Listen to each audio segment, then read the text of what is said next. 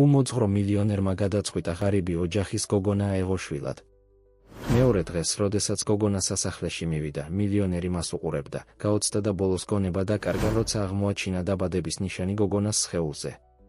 ეს იგივე ნიშანი იყო, რომელიც მის ოჯახში თაობების განმავლობაში არსებობდა. თბილისის შემოდგომის საღამო იყო, როდესაც გიორგი ბაქრაძე თავისი მანქანით რუსთაველის გამზირზე ბრუნდებოდა მუსიკის აკადემიიდან.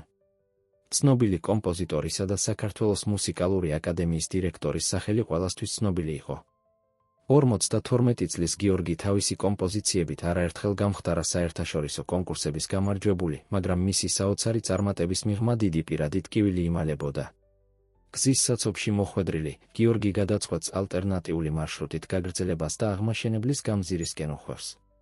სწორედ მაშინ, როდესაც ძველი თბილისის ვიწრო ქუჩებში შედის, მისი ყურადღება უცნაურ ხმას იპყრობს. ვიღაც პანდურზე უკრავს, მაგრამ მელოდია. ეს მელოდია შეუძლებელია სხვა ყოფილიყო. ეს ის ნანა იყო, რომელიც მან თავის ქალიშვილს შეუქმნა დაბადებისას, 15 წლის წინ. გიორგი ინსტინქტურად აჩერებს მანქანას და ფეხით აგრძელებს გზას ხმის მიმართულებით. ძველი თბილისის პატარა მოედანზე, შადრევნის გვერდით, ახალგაზრდა გოგონა ზის და პანდურზე უკრავს. მისი თითები ნაზად მოძრაობენ სიმებზე, თითქოს ინსტრუმენტთან ერთ მთლიანობას ქმნიან.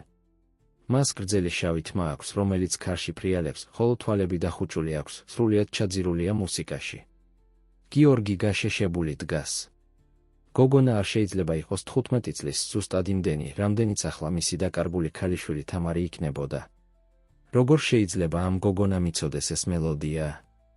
მელოდია, რომელიც მხოლოდ მისი და ნინოს, მისი ყოფილი მეუღლის საიდუმლო იყო.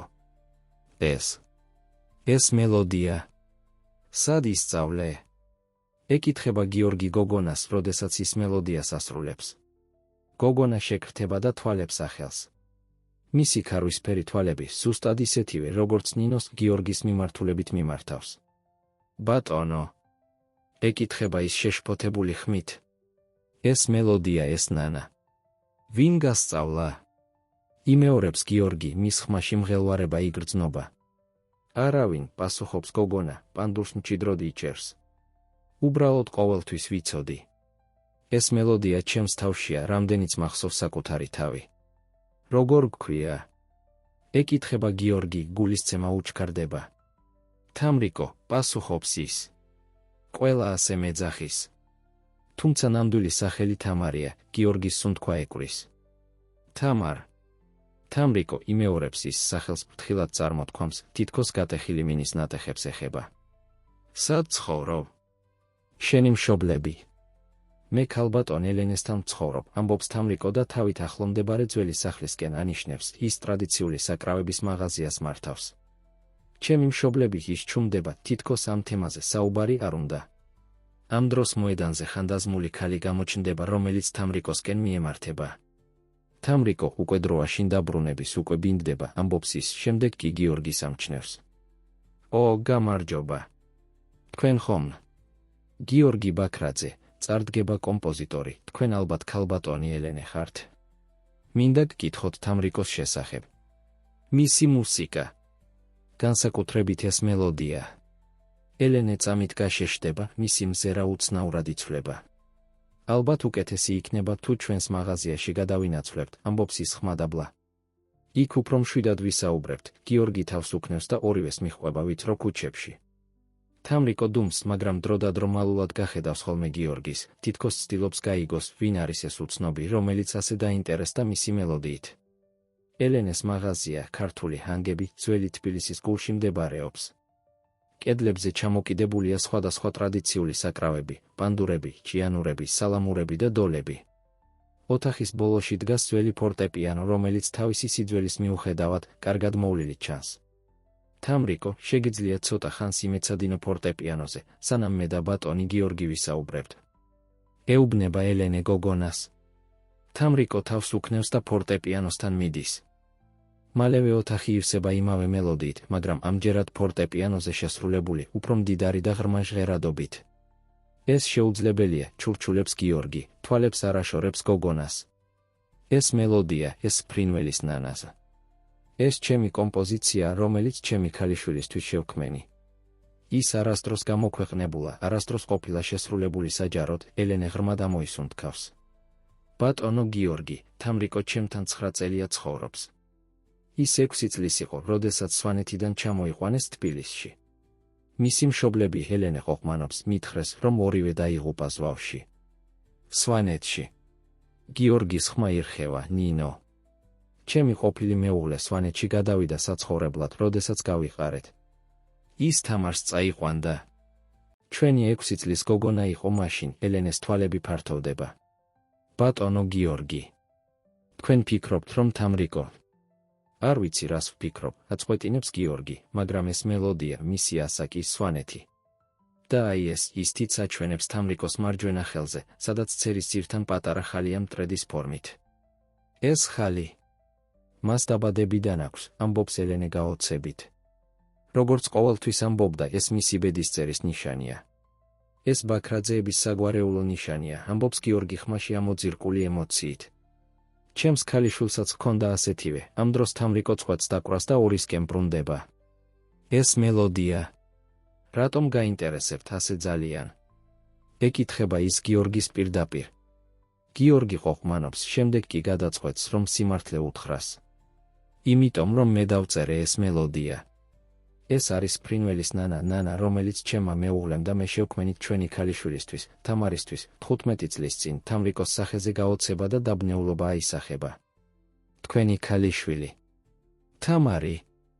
დიახ, პასუხობს გიორგი, მისი ხმა ირხევა. ჩვენი ქალიშვილი, რომელიც დავკარგეთ 9 წლის წინ. ზუსტად მაშინ, როდესაც 6 წლის იყო, თამრიკოს ხელიდან ფურცელი უვარდება, რომელიც აქამდე შეუმჩნეველი იყო.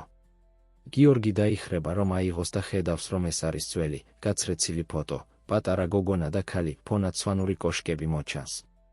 ფოტოს უკან წარწერაა ქალის ხელით, ჩემს პატარა ფრინველს, თამარს. დედა. გიორგის ხელები უთრთის, ფოტოს რომ უყურებს. ქალი ფოტოზე ნინოა, მისი ყოფილი მეუღლე, ხოლო გოგონა, მისი პატარა თამარი. ეს ჩემი ერთადერთი ფოტოა დედასთან ერთად, ამბობს თამრიკო ჩუმად. არ მახსოვს ის. მხოლოდ ეს ფოტო და ეს მელოდია. ისინი ყოველთვის ჩემთან იყვნენ, გიორგი ნელა უახლოვდება თამრიკოს, ფოტოს ფრთხილად უბრუნებს. თამრიკო. შეიძლება რომ შენ ჩემი და ნინოს ქალიშვილი ხარ, ჩვენი თამარი. და თუ ეს სიმართლეა, მაშინ უნდა იცოდე, რომ ჩვენ არასდროს, არც ერთი დღით არ შეგვიწყვეტია შენი ძებნა, ოთახში სიჩუმე ჩამოწვება, რომელსაც არღვევს მხოლოდ ძველი საათის ციკ-ციკი კედელზე. ამ უცნაური შეხვედრის სამივე მონაწილე იმ მომენტში შეჩერებულა, როდესაც წარსული და აწმყო ერთმანეთს შეეჯახა და ახალი მომავალი იწყებს ფორმირებას, ელენეს მაღაზიაში დრო თითქოს გაჩერდა. ფოტო, რომელიც თამრიკოს ეჭირა, გახდა ხიდი წარსულსა და აწმყოს შორის, ბევრი კითხვის პასუხი და იმავდროულად 1000 ახალი კითხვის წყარო. მე ყოველთვის ვიცოდი, რომ რაღაც არ იყო წესრიგში თამრიკოს ისტორიაში, ამბობს ელენე, ძველ სკამზე ჯდება და ჩაის დასხმას იწყებს სამივესთვის. მისი ხელები მსუბუქად თრთიან. ის ადამიანი, რომელმაც თამრიკო ჩამომიყვანა თბილისში, ამბობდა, რომ მისი მშობლები ზვავს ემსხვერპლნენ სვანეთში. მაგრამ არასდროს მომცა დოკუმენტები, ფოტოები. არაფერი, გარდა ამ ერთი ფოტოსი, რომელიც თამრიკოს ჰქონდა, გიორგი ყურადღებით უსმენს, მაგრამ მისი მზერა სულ თამრიკოზეა მიმართული. გოგონა დაბნეული ჩანს, მაგრამ არა შეშინებული, უფრო მეტად ცნობის მოყვარე და გაოცებული. ვინ იყო ის ადამიანი? ეკითხება გიორგი ელენეს. ქალბატონი მაია, პასუხობს ელენე. მაია ჩიქოვანი. ამბობდა, რომ თამრიკოს ნათესავი იყო, მაგრამ არ შეეძლო მისი აღზრდა ჯანმრთელობის პრობლემების გამო. შეარჩია ჩემი მაღაზია, რადგან გაიგო, რომ ვასწავლიდი ბავშვებს ტრადიციულ საკრავებზე დაკვრას. მაია ჩიქოვანი. გიორგი ცდილობს გაიხსენოს ეს სახელი, არ მახსოვს ასეთი სახელი ნინოს ნათესავებს შორის. თუმცა სვანეთში ბევრი ჩიქოვანი ცხოვრობს, თამრიკო წამოდგება და ფორტეპიანოსთან ბრუნდება, თითებს კლავიშებზე ატარებს, მაგრამ აღარ უკრავს. მე მახსოვს ქალბატონი მაია, ამბობს ის ჩუმად. არც ისე კარგად, მაგრამ მახსოვს მისი სახე. ის ბევრს მოგზაურობდა. ხანდახან მაღალ მთებში ამყვანებდა ხოლმე, სადაც ძველ სვანურ კოშკებში ვცხოვრობდით. იქ ყოველთვის მარტო ვიყავით, გიორგი ფრთხილად უახლოვდება თამრიკოს. გახსოვს რამე დედა შენის შესახებ? ან? ნე. ეკითხება ის, მისი ხმა ძლივს ისმის. თამრიკო თავს აქნევს. არა. მხოლოდ ეს ფოტო მაქვს. და ეს მელოდია. ეს მელოდია ყოველთვის ჩემს თავშია, თითქოს ის ნაწილია ჩემი სისხლისა და ხორცის, ის აწევს თავის მარჯვენა ხელს და აკვირდება მტრედის ფორმის ხალს. ქალბატონი მაია ამბობდა, რომ ეს ნიშანი ჩემი ბედისწერის სიმბოლოა, რომ ეს მტრედი ერთ დღეს შინ დამაბრუნებს, გიორგის თვალები ცრემლით ევსება. ეს ჩვენი საგვარეულო ნიშანია. ბაქრაძეების ნიშანი.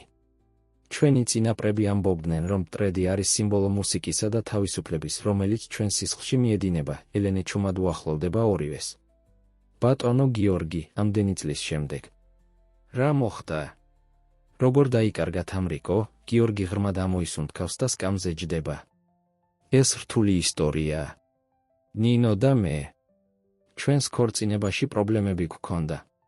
ჩემი კარიერა აღმავლობის გზაზე იყო, ხშირად მოგზაურობდი, საერთაშორისო კონცერტებზე გამოდიოდი.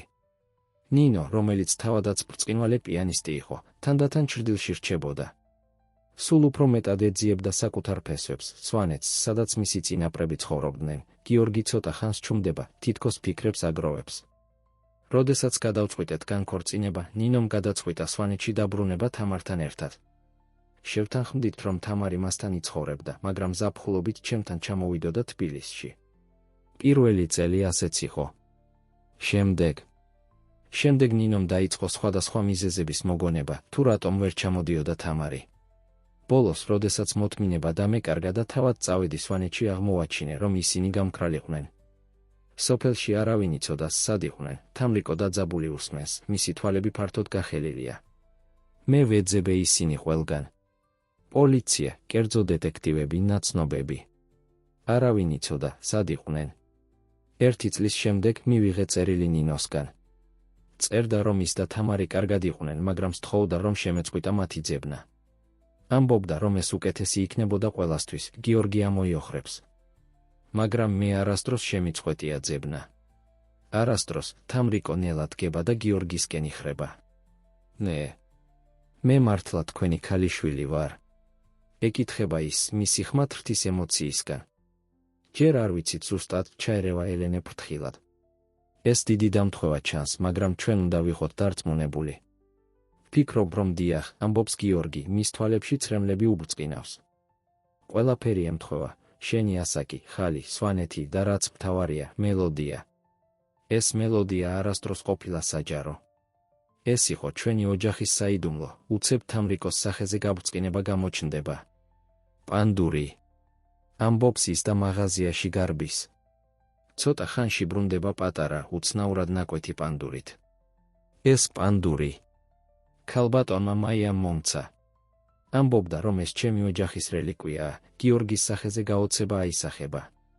ხელები უთრთის, როდესაც პანდურს იღებს. ეს ბაქრაძეების საგვარეულო პანდურია, ამბობს ის, თითქმის ჩურჩულით. ჩემი ბაბუის გაკეთებული. ამ პანდურზე არის ოჯახური სიმბოლო. ის ატრიალებს პანდურს და უჩვენებს ელენეს და თამრიკოს პატარა, ამოკვეთილ მტრედს პანდურის უკანა მხარეს. ეს პანდური ჩემს ოჯახში თაობიდან თაობას გადაეცემოდა. ის მე მქონდა. შემდეგ ნინოს მივეცი, როდესაც გავიყარეთ. ვუთხარი, რომ ეს თამარისთვის შეენახა, როდესაც გაიზრდებოდა, სამივე დუმს შოკირებულია ამ აღმოჩენით. ელენე პირველი წვეთს სიჩუმეს. ბატონო გიორგი, ვფიქრობ, რომ ეს საკმარისი მტკიცებულებაა. ეს გოგონა თქვენი თამარი უნდა იყოს, გიორგი თავს უქნევს, მაგრამ მაინც ფრთხილობს. მე მინდა ვიყო დარწმუნებული. ძალიან მინდა დავიჯერო, რომ ეს ასეა, მაგრამ ის ყოყმანობს, მესმის, ამბობს ელენე. ცხადია, რომ ეს შეიძლება შემოწმდეს დმის ტესტით. მაგრამ ამასობაში ვფიქრობ, რომ კარგი იქნება, თუ დაიწყებთ ერთმანეთის გაცნობას. თამრიკოს ძალიან უყვარს მუსიკა, ბატონო გიორგი. ვინ იცის, იქნებ ეს ნიჭი თქვენგან აქვს, თამრიკო ისევ პანდურს იღებს და ფრთხილად ათვალიერებს, თითქოს პირველად ხედავს. ყოველთვის ვგრძნობდი, რომ ეს პანდური განსაკუთრებული იყო, ამბობს ის. ის სხვანაირად ჟღერს, უფრო ღრმად, უფრო ნათლად. არასდროს მინდოდა სხვა პანდურზე დაკვრა. ეს იმიტომ, რომ ის შენთვის გაკეთდა, ამბობს გიორგი ჩუმად. ანუ, შენი წინაპრებისთვის. ამ პანდურის ხე მოჭრილია განსაკუთრებული ადგილიდან, სვანეთის მთებიდან, სადაც, როგორც ამბობენ, ჯადოსნური ტყე იზრდება. ეს ხე ისმენს ქარის სიმღერებს და იმახსოვრებს მათ. ამიტომაც აქვს ამ პანდურს ასეთი უნიკალური ჟღერადობა, ელენე თბილად იღიმება ამ ამბის მოსმენაზე. ასეთი ლამაზი ლეგენდაა. თამრიკოც ყოველთვის ამბობდა, რომ მისი პანდური იმახსოვრებს მელოდიებს. ბატონო გიორგი, მიმართავს თამრიკო უცებ, თუ მე მართლა თქვენი ქალიშვილი ვარ, მაშინ დედაჩემი. ის ცოცხალია. სად არის ის ახლა? გიორგის სახე სერიოზული ხდება.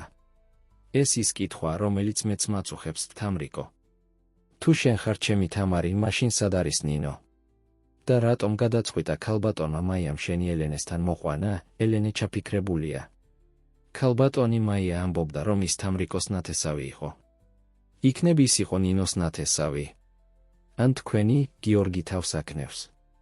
არ მახსოვს არავინ ჩვენს ოჯახში ან ნინოს ოჯახში სახელად მაია ჩიქოვანი. მაგრამ აუცილებლად გამოვიკვლევ ამას.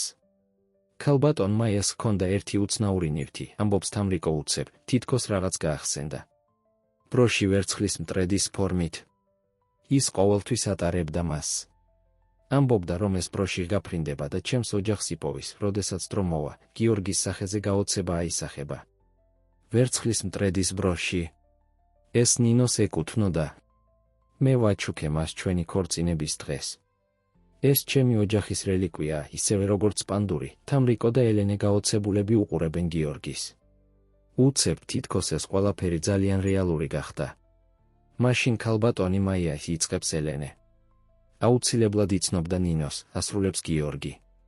შესაძლოა მან იცოდა რა მოხდა. შესაძლოა მან იცის სად არის ნინო ახლა, თამრიკო ანაზდად იცვლება მისი სახე ემოციით ივსება. მე მინდა ვიპოვო დედაჩემი, ამბობს ის მტკიცედ. მინდა გავიგო რა მოხდა. რატომ არ ვიყავით ერთად ყველანი? გიორგი ფრთხილად უახლოვდება თამრიკოს და ხელს კიდევს მხარზე. ჩვენ ვიპოვით, პასუხებს, გპირდები. თუ შენ მართლა ჩემი თამარი ხარ და მე ვფიქრობ, რომ ასეა, მაშინ ჩვენ ერთად ვიპოვით სიმართლეს. თამრიკო თავს უქნევს, თვალებში ცრემლები უბწყინავს, მაგრამ სახეზე რაღაც ახალი გამომეტყველება აქვს, იმედი. ელენე ორივეს უყურებს, მის თვალებშიც ცრემლები ჩანს. რა თქმა უნდა, ჩვენ აუცილებლად გავაკეთებთ დმის ტესტს, მაგრამ ჩემი გული მეუბნება, რომ თამრიკო თქვენი ქალიშვილია, ბატონო გიორგი. და ახლა ჩვენ უნდა ვიპოვოთ ქალბატონი მაია, რომ გავიგოთ მთელი სიმართლე. ჩემი მეგობარი დეტექტივია, ამბობს გიორგი. ის დაგვეხმარება. მაგრამ ამასობაში. ის თამრიკოს უყურებს, მის თვალებში სითბო და იმედი ჩანს, ამასობაში შეგვიძლია დავიწყოთ ერთმანეთის გაცნობა. ხომ არ გინდა ხვალ ჩემს აკადემიაში მოხვიდე? იქ არის მსოფლიოში საუკეთესო ფორტეპიანოები და პანდურები, თამრიკოს სახე ინათება, მართლა. ეს შესანიშნავი იქნებოდა, ამ მომენტში მაღაზიის კარი იღება და შემოდის ახალგაზრდა ქალი, თვალებ გაფართოებული. ბატონო გიორგი. მთელი ქალაქი გეძებთ. მასწავლებლები შეშფოთებული არიან, რადგან თქვენ გაუჩინარდით შუა რეპეტიციიდან. ანა, ამბობს გიორგი, მისი ასისტენტისკენ შეტრიალდება, მოდი გაგაცნობ ვიღაცას განსაკუთრებულს. ეს არის თამრიკო. და მე მგონი ის ჩემი ქალიშვილი თამარია. ანას პირიღი არჩება გაოცებისგან, შემდეგ თამრიკოს უყურებს, რომელიც იღიმება და პანდურს იჭერს, როგორც უძვირფასეს განძს. მზის სხივები ოქროსფრად აშუქებდა თბილისის მუსიკალური აკადემიის დიდებულ შენობას. მდიდრული ხის კარები, მარმარილოს სვეტები და მოჩუქურთმებული დეტალები მოწმობდნენ ამ ადგილის ღირსეულ ისტორიას. თამრიკო გაოცებული იდგა შესასვლელთან, მის სახეზე აღფრთო ანება და მცირე შიში ერთდროულად იხატებოდა.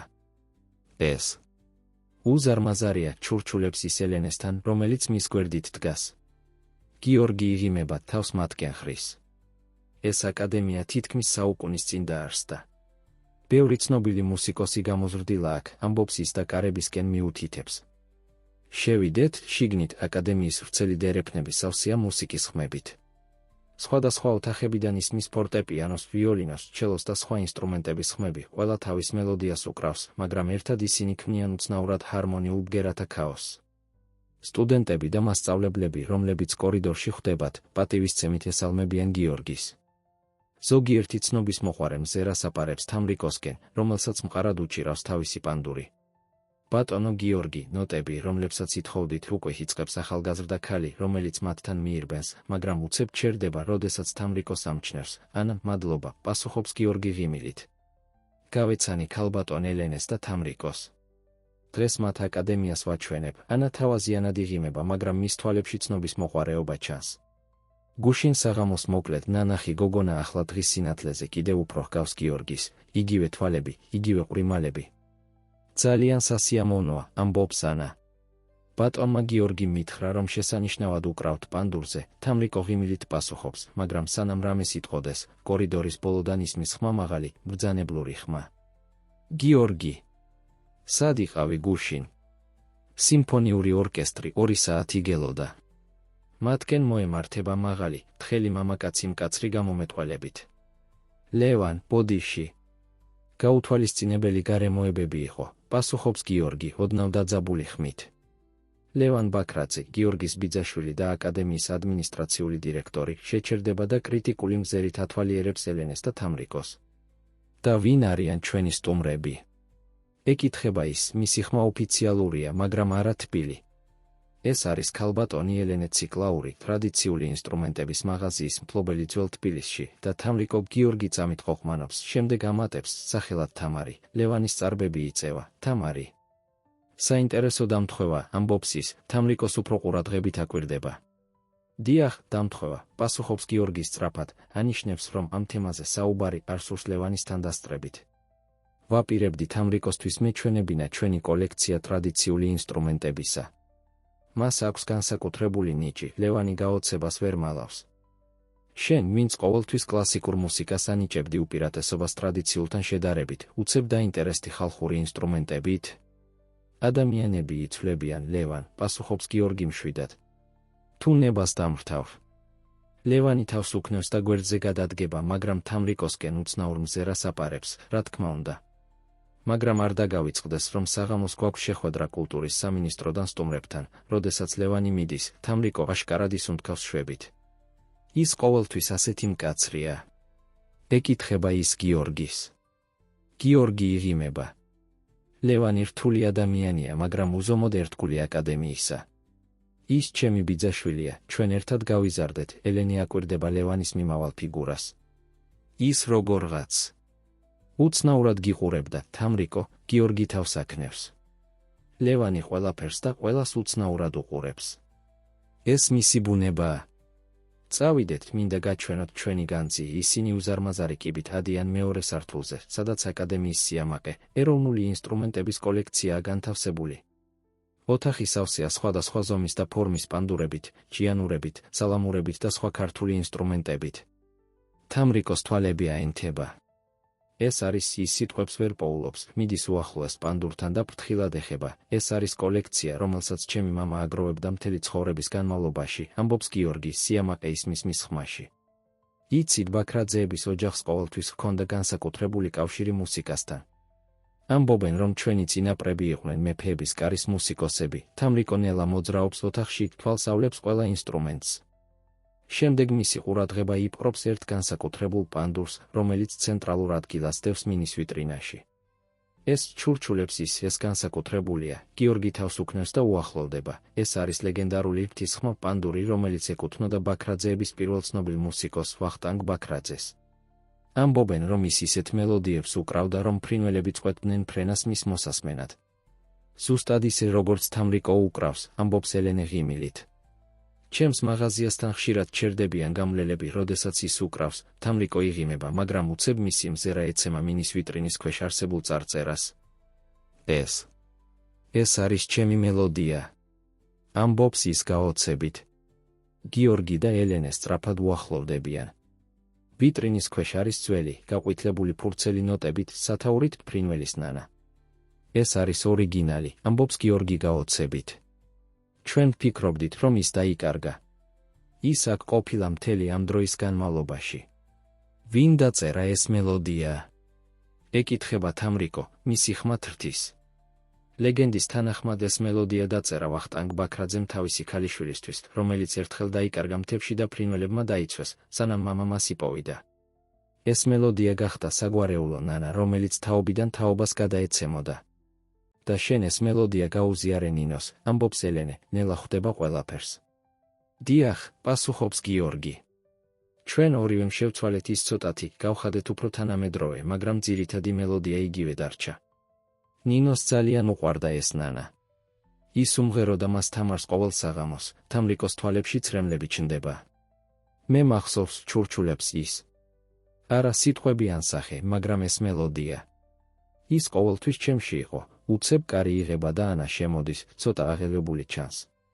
ბატონო გიორგი უკაცრავად, მაგრამ ლაბორატორიიდან დარეკეს. თქვენი დმის ტესტის შედეგები მზად არის, გიორგი, ელენე და თამრიკო ერთმანეთს უყურებენ. გუშინ თამრიკოსთან შეხვედრის შემდეგ გიორგიმ დაუყოვნებლივ მოაწყო დმის ტესტი თავის მეგობარ ექიმთან. რა სწრაფად, ამბობს ელენე გაოცებით. ჩემი მეგობარი მთავარი ექიმია, მან პრიორიტეტი მიანიჭა ჩვენს ტესტს, პასუხობს გიორგი, შემდეგ თამრიკოს უყურებს. მზად ხარ? თამრიკო ღრმად სუნთქავს და თავს უქნევს. დიახ. მინდა ვიცოდე სიმართლე, გიორგი იღებს ტელეფონს და რეკავს. ოთახში სრული სიჩუმეა, მხოლოდ მისი ხმა ისმის. დიახ, მე ვარ. დიახ. გასაგებია. დარწმუნებული ხარ? მადლობა, დავით, დიდი მადლობა. ის ხურავს ტელეფონს და უყურებს თამრიკოს, მისი სახე ემოციით სავსეა. ტესტი დადებითია.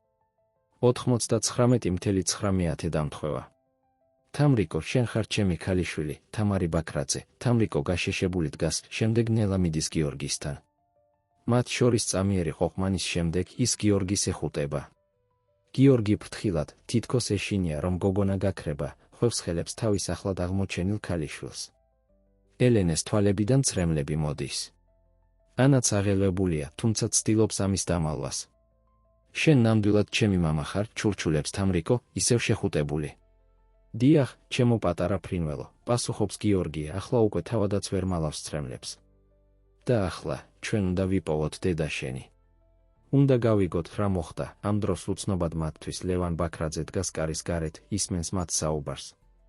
მის სახეზე შეშფოთება და რაღაც კიდევ უფრო ღრმა ემოცია ჩნდება.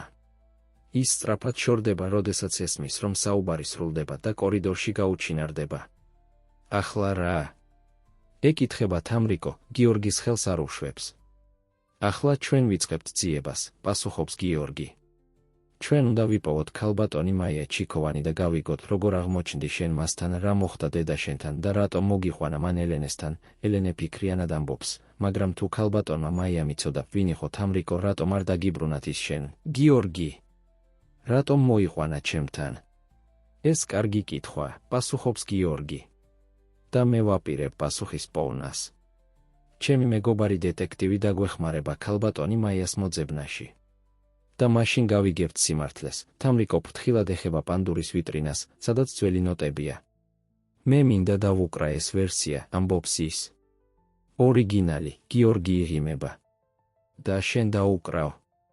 მაგრამ ჯერ მოდი გაჩვენებ ადგილს, სადაც შეგიძლია ივარჯიშო. მე მაქვს იდეა, ისინი ტოვებენ ოთახს და მიემართებიან აკადემიის უზარმაზარი დარბაზისკენ, სადაც უამრავი მუსიკალური ინსტრუმენტია განთავსებული.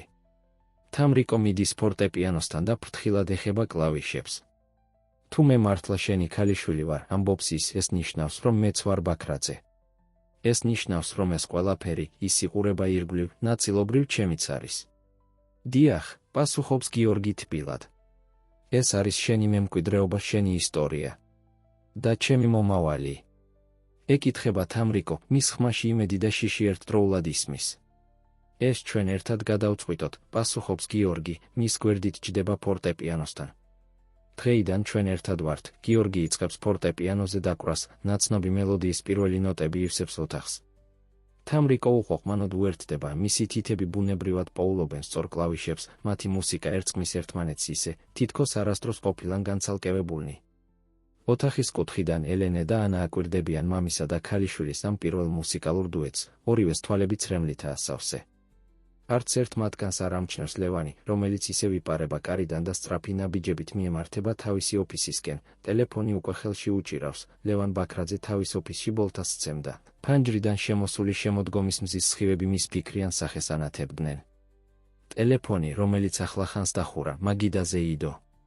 საუბარი მოკლე იყო, მაგრამ მნიშვნელოვანი. მაია ჩიქოვანი, ჩაილაპარაკა მან ჩუმად.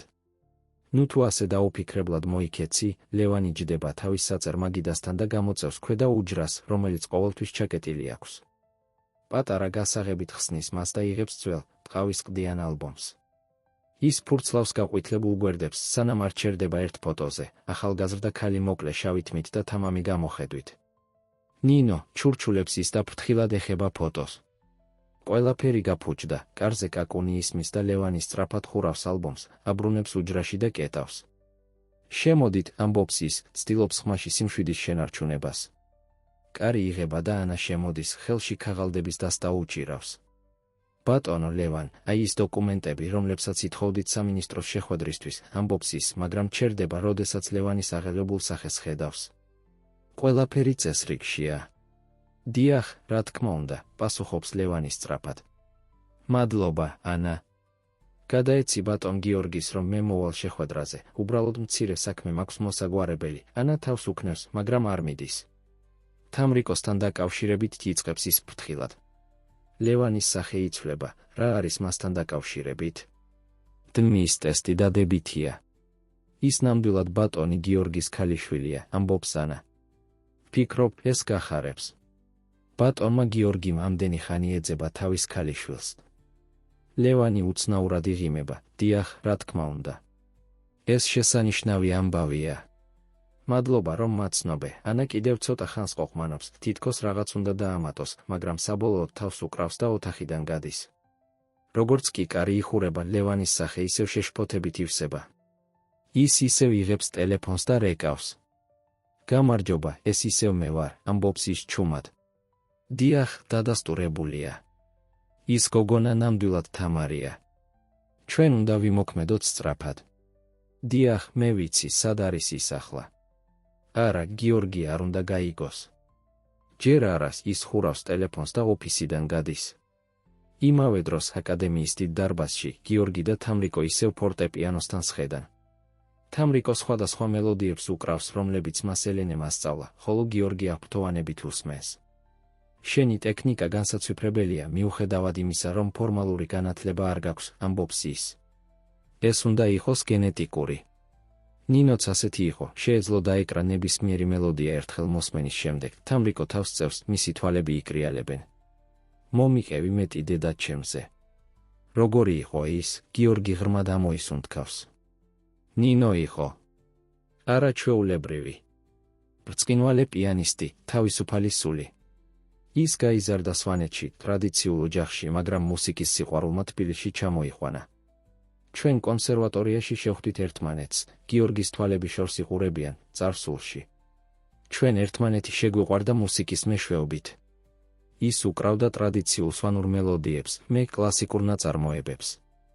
ჩვენ ვქმნიდით რაღაც ახალს, უნიკალურს, ერთად ის ჩუმდება. შემდეგ დაიბადე შენ და ყველაფერი კიდევ უფრო მშვენიერი გახდა. მაგრამ რა? ეკითხება თამრიკო, ფრთხილად ეხება მამის ხელს, ჩემი კარიერა სწრაფად მიდიოდა წინ. საერთაშორისო კონცერტები, ჯილდოები აღიარება. ნინო კი სულ უფრო მეტად გრძნობდა, რომ კარგავდა საკუთარ თავს. ის ნანობდა, რომ დატოვა თავისი მთები, თავისი ტრადიციები. ჩვენ დავიწყეთ დაშორება. და ბოლოს გადავწყვიტეთ, რომ განქორწინება იქნებოდა საუკეთესო გამოსავალი. ეს მტკივნეული უნდა ყოფილიყო, ამბობს თამრიკო ჩუმად. იყო, ეთანხმება გიორგი. მაგრამ ჩვენ შევთანხმდით, რომ შენ გექნებოდა ორივე, სვანური ტრადიციები დედასთან და თანამედროვე მუსიკა მამასთან. შენ შეძლებდი ორი სამყაროს საუკეთესო ნაწილების მიღებას. მაგრამ რატომ გაგვაშორა დედამ? რატომ დაიმალა? ეკითხება თამრიკო, მისი ხმა ოდნავ ირხევა. ეს ის კითხვა, რომელზეც პასუხი მეც მინდა ვიცოდე, პასუხობს გიორგი. ნინო არასდროს ყოფილა შურის მაძიებელი ან ბოროტი. პირიქით, ის ყოველთვის ცდილობდა სწორი რამ გაეკეთებინა. ამიტომ ვფიქრობ, რომ მას ჰქონდა სერიოზული მიზეზი, თამრიკო ფიქრიანად უკრავს რამდენიმე ნოტას. და ეს ქალბატონი მაიაა. ვინ შეიძლება იყოს ის? ჩემი მეგობარი დეტექტივი უკვე მუშაობს ამაზე, ამბობს გიორგი. იმედი მაქვს, მალე გვექნება პასუხები. ამ დროს ელენე შემოდის დარბაზში, ხელში ჩანთა უჭირავს. ვფიქრობ, რომ დროა თამრიკო სახლში წავიყვანო, ამბობს ის. დღეს ძალიან დატვირთული დღე იყო, გიორგი წამით ყოყმანობს, შემდეგ ამბობს, ელენე, თუ წინააღმდეგი არ ხართ. იქნებ თამრიკომ ჩემთან გაატაროს ღამე. ჩემს სახლში ბევრი ოთახია და ის თამრიკოს უყურებს, მინდა დავიწყოთ ერთმანეთის უკეთ გაცნობა, ელენე იღიმება, რა თქმა უნდა, თუ თამრიკოს უნდა, თამრიკო ცოტა ყოყმანობს. ელენესთან ცხოვრება მისი ცხოვრების ნაწილია მრავალი წლის განმავლობაში. მაგრამ ამავე დროს ამდენი ხნის განმავლობაში ოცნებობდა ნამდვილი ოჯახის ყოლაზე. მე მინდა, ამბობს ის ბოლოს. მაგრამ ხვალ მოვალ მაღაზიაში, კარგი ელენე კეთილად იღიმება. რა თქმა უნდა, ჩემო კარგო. მე ყოველთვის იქ ვიქნები შენთვის, როდესაც ისინი ემზადებიან წასასვლელად, ანა შემოდის დარბაზში. ბატონო გიორგი, სამინისტროს წარმომადგენლები უკვე აქ არიან. ლევანმა შემომითვალა, რომ ის ცოტა დააგვიანებს, მაგრამ თქვენ დაუყოვნებლივ უნდა შეხვდეთ მათ, გიორგი შუბლს იჭმუხნის. ახლა, ეს ხომ საღამოს იყო დაგეგმილი. ისინი ადრე ჩამოფრინდნენ და პირდაპირ აქ მოვიდნენ, პასუხობს ანა ბოდიშის მომასწავებელი ღიმილით. გიორგი თამრიკოს უყურებს. უკაცრავად ეს ძალიან მნიშვნელოვანი შეხვედრაა. ანა, შეგიძლია გააცილო თამრიკო და ელენე ჩემს სახლში. მე რაც შეიძლება მალე მოვალ. რა თქმა უნდა, პასუხობს ანა. თამრიკო იღებს თავის პანდურს და ელენეს უყურებს. ნივთები მჭირდება სახლიდან. წავიდე ჯერ მაღაზიაში და აიღებ, რაც გჭირდება, ამბობს ელენე. ისინი ემშვიდობებიან გიორგის და ტოვებენ აკადემიას. მზე უკვე ჩადის, ქუჩებს ოქროსფერი შუქი ეფინება. სამი ქალი, თამრიკო, ელენე და ანა, მიუყვებიან ძველი თბილისის ქუჩებს, საუბრობენ და იცინიან, როგორც ძველი მეგობრები. აი ეს არის ჩვენი მაღაზია, ამბობს ელენე, როდესაც ისინი მისი სახლის წინ ჩერდებიან. მაგრამ რაღაც არ არის წესრიგში. მაღაზიის კარი ოდნავ ღიაა. ელენე შეშფოთებული ჩანს. უცნაურია, მე დარწმუნებული ვარ, რომ ჩავკეტე, როდესაც გამოვდიოდით, ამბობს ის. ანა წინ გადადგამს ნაბიჯს. მე შევამოწმებ, ის ფრთხილად აღებს კარს და შედის. ელენე და თამრიკო ელოდებიან გარეთ შეშფოთებულები. რამდენიმე წამის შემდეგ ანა ბრუნდება. ყველაფერი წესრიგშია, ამბობს ის. ალბათ კარი კარგად არ იყო დაკეტილი და ქარმა გააღო, თამრიკო და ელენე შედიან მაღაზიაში. ყველაფერი ჩვეულებრივად გამოიყურება, მაგრამ თამრიკო უცებ შეჩერდება. ჩემი ოთახი, ამბობს ის და სწრაფად მიემართება უკანა კიბისკენ, რომელიც ზედა სართულზე ადის, სადაც მისი პატარა ოთახია. ელენე და ანა მიჰყვებიან მას. როდესაც ისინი თამრიკოს ოთახში შედიან, ხედავენ, რომ ყველაფერი არეულია. უჯრები გამოწეულია, ტანსაცმელი გაფანტულია, წიგნები გადმოხრილია თაროებიდან. ღმერთო ჩემო, ამბობს ელენე, ხელს პირზე იფარებს. ვიღაც იყო აქ, თამრიკო სწრაფად მიემართება თავისი საწოლისკენ და იწევს ლეიფს. ქვეშ პატარა ხის ყუთია დამალული. ის იღებს ყუთს და ხსნის. ის აქ არის, ამბობს ის შვებით ამოსუნთქვით და იღებს პატარა ვერცხლის ბროშს მტრედის ფორმით. მაგრამ რატომ გაჩხრიკა ვიღაცამ ჩემი ოთახი? ბროში, ამბობს ანა ჩუმად. ვიღაც ეძებდა ბროშს, ელენე ტელეფონს იღებს. მე უნდა დავურეკო პოლიციას. არა, ამბობს თამრიკო უცებ. ჯერ ბატონ გიორგის დავუკავშირდეთ. შესაძლოა ეს დაკავშირებულია ჩემს წარსულთან, ჩემს დედასთან, ანა თავს უქნევს. თამრიკო მართალია. მე დავურეკავ ბატონ გიორგის, ის იღებს ტელეფონს, მაგრამ სანამ რეკავს, ისმის ხმაური ქვევიდან. ვიღაც შემოვიდა მაღაზიაში. ელენე. თამრიკო. ისმის ქალის ხმა. ვინმე ხართ აქ, სამივე გაშეშებული დგას. ეს ხმა არც ერთ მათგანს არ ეცნობა. მე ავხედავ, ვინ არის, ამბობს ანა ჩუმად. ის ფრთხილად ჩადის კიბეზე.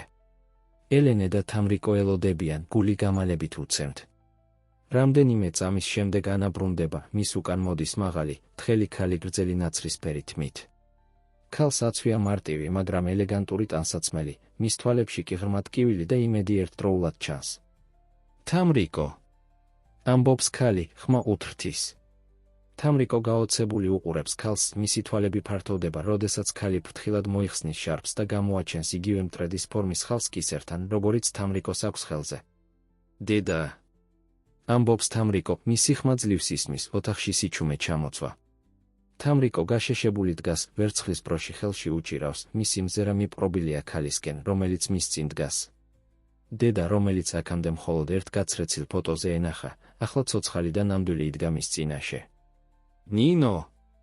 ამბობს ელენე გაოცებით. თქვენ ხართ ნინო ბაქრაძე, ქალი თავს უქნევს, მისი თვალები არ შორდება თამრიკოს. დიახ, მე ვარ ნინო, პასუხობს ის, მისი ხმა ოდნავ თრთის. თამრიკო, ჩემო თამარი. თამრიკო უმოძრაოდ დგას, მის სახეზე ემოციების ქარიშხალი იკითხება, გაოცება, სიხარული, დაბნეულობა, ტკივილი. ნინო ფრთხილად დგამს ერთ ნაბიჯს წინ, მაგრამ არ ბედავს მეტ მიახლოებას. მე ვიცი, რომ ძალიან ბევრი კითხვა გაქვს, ამბობს ნინო. მე მოვედი, რომ ყველაფერი აგიხსნა. მინდა რომ იცოდე რატომ. რატომ მოგაშორე მამას. რატომ მოგიყვანა მაიამ ელენესთან, ანა ფრთხილად ეხება თამრიკოს მხარზე. ალბათ უკეთესი იქნება, თუ ყველანი დავსხდებით, ამბობს ის მშვიდად. ისინი ჩადიან მაღაზიაში, სადაც ელენე მცირე სასტუმრო კუთხეს აწყობს ხოლმე მნიშვნელოვანი კლიენტებისთვის. თამრიკო ჯდება დივანზე, ნინო მის მოპირდაპირე სავარძელში, ხოლო ელენე და ანა ოდნავ მოშორებით, თითქოს ესმით, რომ ეს პირველ რიგში დედისა და შვილის მომენტია.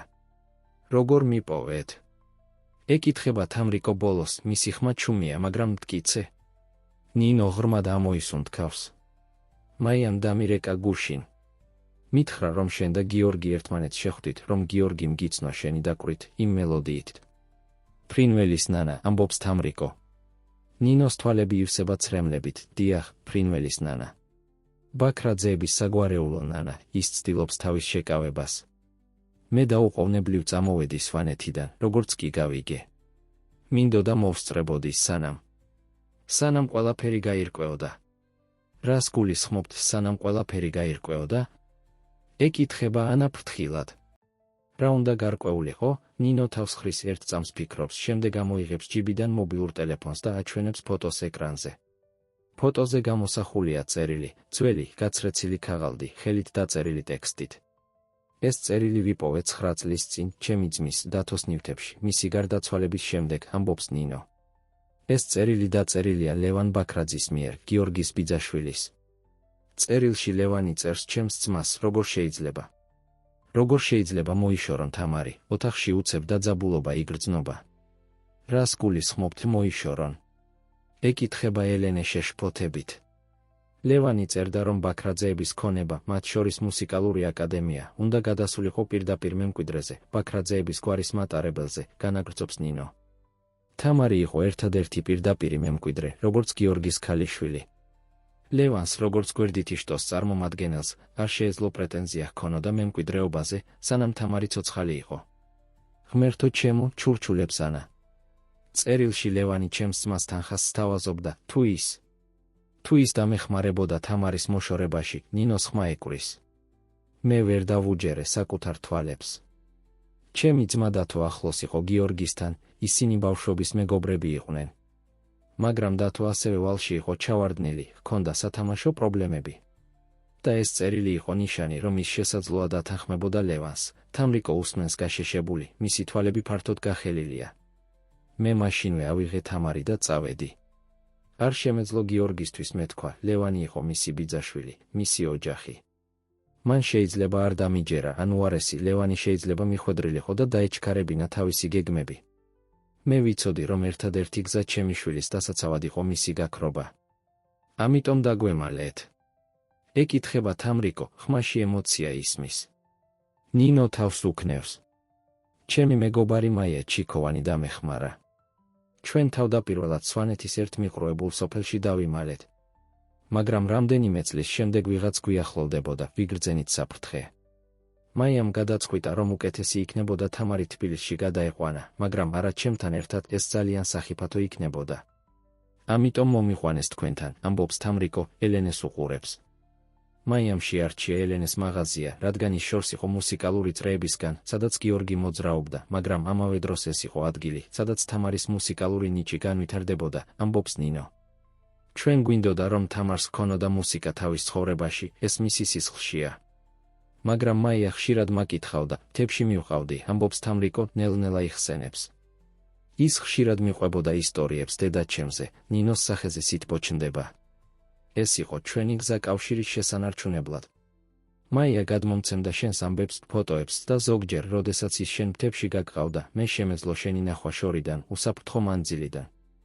მაგრამ რატომ არ მითხარით სიმართლე, როდესაც გავიზარდე?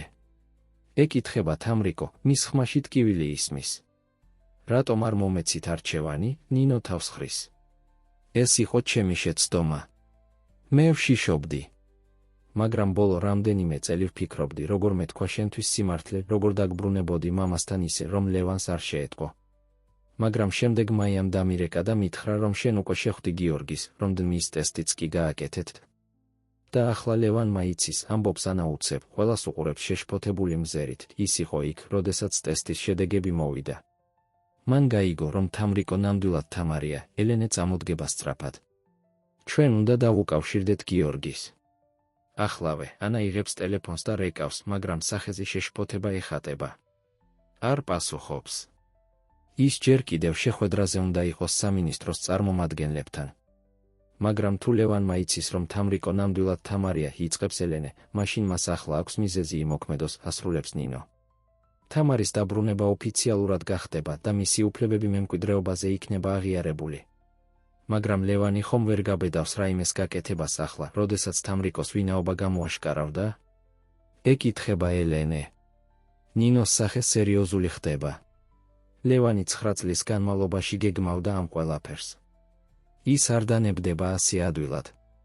ბროში, ამბობს თამრიკო უცებ. ამიტომ ეძებდა ვიღაც ჩემს ოთახში ბროშს. ეს ბროში მნიშვნელოვანია, არა? ნინო თავს უკნევს. ეს არ არის უბრალოდ სამკაული.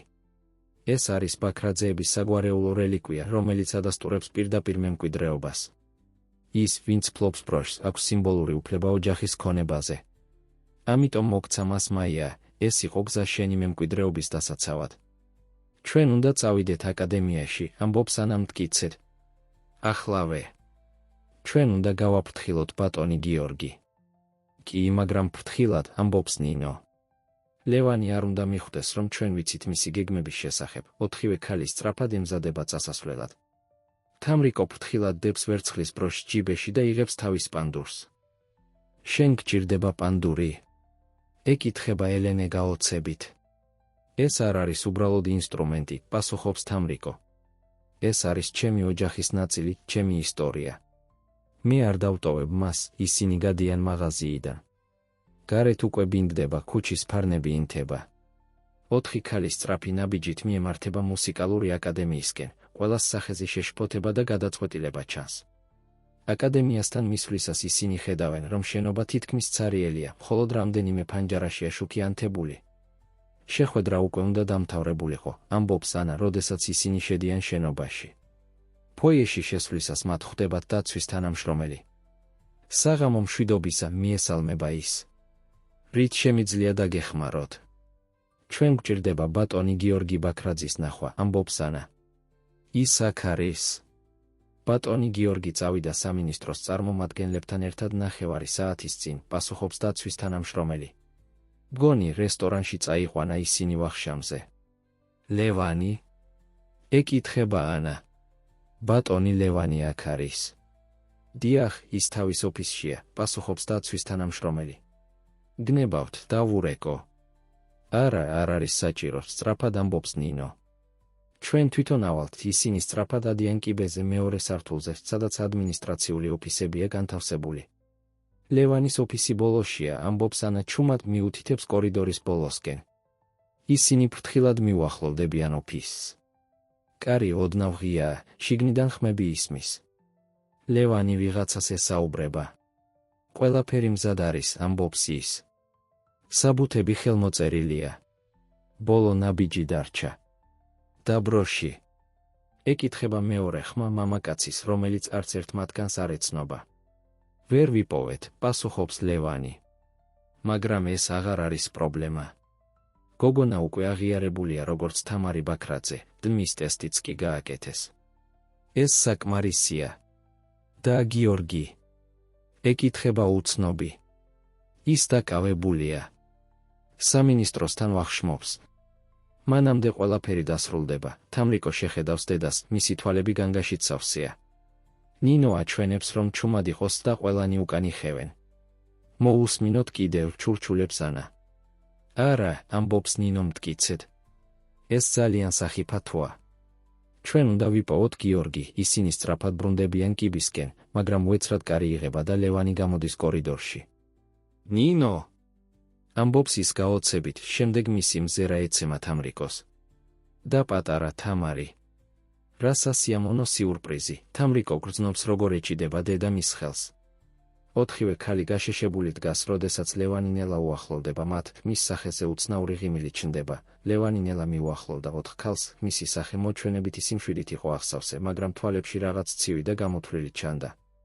ნინო, რამდენი ხანია, ამბობს ის, მზერას არაშორებს ქალს, რომელმაც თავისი ქალიშვილი 9 წლის წინ გაარიდა საფრთხეს. როგორი გასაოცარი დამთხვევა, შენი გამოჩენა სწორედ ახლა, როდესაც თამარი დაბრუნდა. არანაირი დამთხვევა არ არის, ლევან, პასუხობს ნინო მშვიდად, თუმცა მის ხმაში სიმტკიცე იგრძნობა.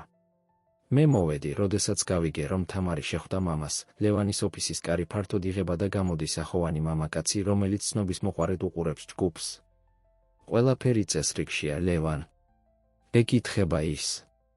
დიახ, ჩემო მეგობარო, პასუხობს ლევანი, თვალს არაშორებს ქალებს. ეს არის ჩემი ბიძაშვილის, გიორგის ყოფილი ცოლი და მისი. ჩვენი თამარი. რა საოცარი შეხვედრა, არა? თამრიკო ფრთხილად იდება ხელს ჯიბეში, სადაც ბროში აქვს. ის გრძნობს როგორ ეჭიდება დედა მის მეორე ხელს. სად არის გიორგი? ეკითხება ნინო პირდაპირ. როგორც უკვე გითხრეს, სამინისტროს წარმომადგენლებთან ერთად ვახშმობს, პასუხობს ლევანი. ნუ ღელავ, ის მალე დაბრუნდება და დარწმუნებული ვარ, უზომოდ გაუხარდება შენი ნახვა, ანა წინ გადადგამს ნაბიჯს. ბატონო ლევან, ჩვენ სასწრაფოდ გვჭირდება ბატონი გიორგის ნახვა. ხომ არ შეგიძლიათ დაგვეხმაროთ მის დაკავშირებაში? ლევანი ღიმილით აძლევს ტელეფონს. რა თქმა უნდა, დარეკე, ანა იღებს ტელეფონს და კრებს ნომერს. ისმის ზარის ხმა, მაგრამ არავინ პასუხობს. ის არ პასუხობს, ამბობს ანა შეშფოთებით. ალბათ ვახშამზეა და ვერ ესმის, ამბობს ლევანი მშვიდად. მოდით, ჩემს ოფისში შევიდეთ და დაველოდოთ. უფრო კომფორტული იქნება, ნინო და თამრიკო გაცვლიან მზერას. თამრიკო თავს აქნევს თითქმის შეუმჩნევლად.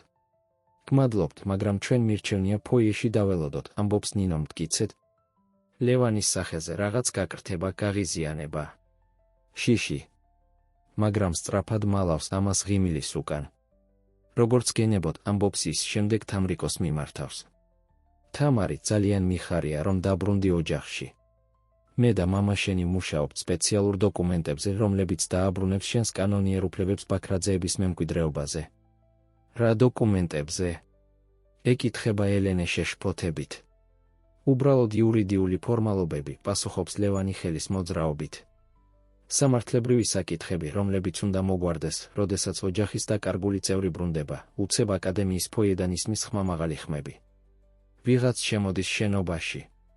ეს გიორგი უნდა იყოს, ამბობს ანაშვებით. ისინი სწრაფად მიემართებიან კიბისკენ. კიბის თავიდან ხედავენ, როგორ შემოდის გიორგი შენობაში, მას უკან მოჰყვება რამდენიმე ოფიციალურად ჩაცმული ადამიანი. მამა! იძახის თამრიკო და კიბეზე ჩადის. გიორგი იხედება მაღლა და გაოცებული ჩერდება. მისი მზერა გადადის თამრიკო და ნინოზე, რომელიც ნელა მიუყვება კიბეს ქალიშვილის უკან. ნინო! ამბობს ის, მისი ხმა ძლივს ისმის. ნინო ჩერდება კიბის შუაში, ორი ადამიანი, რომლებიც ერთ დროს ერთმანეთს უყვარდათ, ახლა ერთმანეთს უყურებენ, მათ შორის წლები და საიდუმლოებებია. გამარჯობა, გიორგი, ამბობს ნინო ჩუმად. თამრიკო მიირბენს გიორგისთან. მამა, ჩვენ ვიცით ყველაფერი. დედა დღეს დაბრუნდა, მან მითხრა, რატომ წამიყვანა, რატომ დაგვემალეთ. გიორგი ჯერ კიდევ გაოცებულია, მაგრამ ქალიშვილს ხვევს ხელს, არაშორებს მზერას ნინოს, რომელიც ნელა ჩამოდის კიბეზე. რა ხდება აქ? ეკითხება ის. გიორგი, ფრთხილად იყავი, ამბობს ნინო, ახლა უკვე მის წინ დგას. ლევანი. რა არის ჩემთან დაკავშირებით? ისმის ლევანის ხმა კიბის თავიდან. ის ნელა ჩამოდის მის უკან მოდის ის ახოვანი მამაკაცი, რომელიც ადრე ოფისში იყო. გიორგი იბნევა, ლევან. რა ხდება? თქვენი ცოლყოფილი ცდილობს ჩემს შავ ფერებში წარმოჩენას, როგორც ჩანს, ამბობს ლევანი, ნელა უახლოვდება ჯგუფს. 9 წლის განმავლობაში მალავდა შენს ქალიშვილს და ახლა, როდესაც შენ თავად იპოვე ის, ცდილობს პასუხისმგებლობის გადატანას. ეს სიცრუეა. ამბობს ნინო მკვეთრად. გიორგი, მე მქონდა წერილი, რომელშიც ლევანი ჩემს ძმას სთავაზობდა თანხას, თუ ის დამეხმარებოდა თამარის მოშორებაში, გიორგის სახე გაფითრდება. რა? აბსურდია, იცინის ლევანი. ეს ქალი გიჟია. რატომ მომინდებოდა ჩემი საკუთარი ნათესავის დაზიანება? ეს არის უაზრო ბრალდება ქალისგან, რომელმაც მოგპარა შენი ქალიშვილი, თამრიკო ნელა იღებს ვერცხლის ბროში ჯიბიდან. ეს არის ბროში, რომელიც დედამ მომცა მაიას მეშვეობით. ბაქრაძეების საგვარეულო რელიკვია, ლევანის მზერა ეცემა ბროშზე, მის თვალებში რაღაც უცნაური ნაპერწკალი ჩნდება. დიახ, ეს არის ის ბროში, რომელსაც ლევანის დაქირავებული ადამიანი ეძებდა ჩემს ოთახში, განაგრძობს თამრიკო უფრო ახლოს დგება მამასთან. ეს სისულელეა, ამბობს ლევანი, მაგრამ მისი ხმა უკვე აღარ არის ისეთი მტკიცე. წერილი, ლევან, ამბობს ნინო. მე მაქვს შენი წერილი ჩემს ძმასთან. იქ ნათლად წერია, რომ გინდოდა თამარის მოშორება, რათა შენ გამხდარიყავი ბაქრაძეების ქონების მემკვიდრე. ლევანი ხედავს, რომ სამინისტროს წარმომადგენლები ყურადღებით უსმენენ საუბარს. მის სახეზე პანიკა ჩნდება, მე ვტოვებ ამ აბსურდულ სიტუაციას, ამბობს ის და ბრუნდება გასასვლელისკენ, მაგრამ ელენე და ანა გზას უღობავენ. თქვენ ვერ საცახვალთ, ბატონო ლევან, ამბობს ერთ-ერთი სამინისტროს წარმომადგენელი. ამ ბრალდებებს სჭირდება გამოძიება, ლევანი ხედავს, რომ გარშემორტყმულია. მისი თანამგზავრია ხოვანი მამაკაცი, ნელა იხევს უკან, თითქოს არ სურს აღმოჩნდეს ამ სიტუაციაში. კარგი, ამბობს ლევანი უცებ, მისი ხმა იცვლება, ხდება უფრო ცივი, უფრო ნამდვილი. დიახ, მე დავწერე ის წერილი. მაგრამ ეს იყო წლების წინ, ეს იყო შეცდომა. შეცდომა? ეკითხება გიორგი, მისი ხმა ვიბრირებს გაოცებით და ბრაზით. შენ ცდილობდი ჩემი ქალიშვილის დაზიანებას, ჩემი საკუთარი სისხლისა და ხორცის. ეს არაფერი პირადული არ იყო, გიორგი, ამბობს ლევანი თავის მართლების ტონით. ეს იყო ბიზნესი. ბაქრაძეების ქონება, აკადემია. ყველაფერი ეს უნდა ყოფილიყო ჩემი. მე ვმუშაობდი ამისთვის მთელი ჩემი ცხოვრება, მაშინ როდესაც შენ დაფრინავდი მსოფლიოში და იღებდი აპლოდისმენტებს. და ამისთვის გსურდა ჩემი ქალიშვილის მოშორება? ეკითხება გიორგი, მისი ხმა ახლა უკვე ღრმა და მრისხანე ხდება. მე არასდროს მინდოდა მისი დაზიანება, ამბობს ლევანი სწრაფად. მხოლოდ მისი მოშორება. შორს გაგზავნა. და რა იყო დღევანდელი გეგმა? ეკითხება ნინო, წინ გადადგამს ნაბიჯს. მე გაგიგონე, როგორ საუბრობდი შენს თანამზრახველთან. რა იყო ბოლო ნაბიჯი? ლევანი დუმს, მის თვალებში სასოწარკვეთილება ჩანს. უცებ თამრიკო იწყებს ღიღინს, ნაზად, მშვიდად. ფრინველის ნანას მელოდია ივსებს დარბაზს, მისი ხმა წმინდა და ნათელია. ყველა მას უყურებს. მთელი ჩემი ცხოვრება ეს მელოდია იყო ჩემში, ამბობს ის, როდესაც წყვეტს ღიღინს. ეს არის ბაქრაძეების ხმა, ჩვენი ოჯახის ხმა.